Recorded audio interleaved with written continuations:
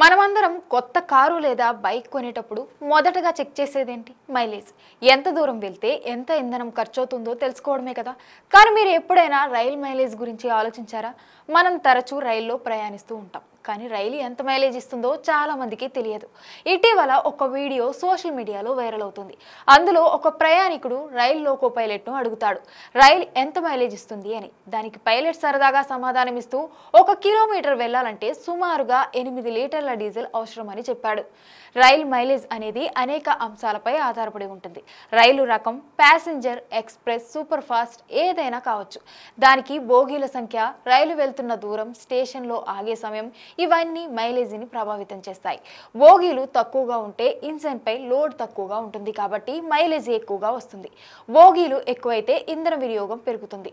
ఉదాహరణకు 12 బోగీల ప్యాసింజర్ రైలు 1 కిలోమీటర్ ప్రయాణించడానికి 6 నుంచి 8 లీటర్ల డీజిల్ ఖర్చు అవుతుంది. 12 బోగీల ఎక్స్ప్రెస్ రైలు అయితే 4.5 లీటర్లతో 1 కిలోమీటర్ వెళ్తుంది.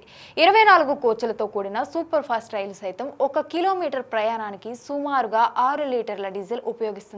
ప్యాసింజర్ రైలు తరచూ స్టేషన్లలో ఆగుతాయి. వేగం పెంచడం, తగ్గించడం జరుగుతూ ఉంటుంది. అందుకే వీటిలో ఇంధన వినియోగం ఎక్కువగా ఉంటుంది. కానీ ఎక్స్ప్రెస్, సూపర్ ఫాస్ట్ రైళ్లు చాలా స్టేషన్లను దాటేస్తూ ఎక్కువ దూరం ప్రయాణిస్తాయి కాబట్టి మైలేజీ కాస్త మెరుగ్గా ఉంటుంది. అందువల్ల రైల్లో 1 లీటర్ డీజిల్తో 1 కిలోమీటర్ ప్రయాణం సాధ్యం కాదు. ఇది రైలు రకం, బోగీల సంఖ్య, ప్రయాణ దూరం, స్టాప్ల ఆధారంగా మారుతూ ఉంటుంది.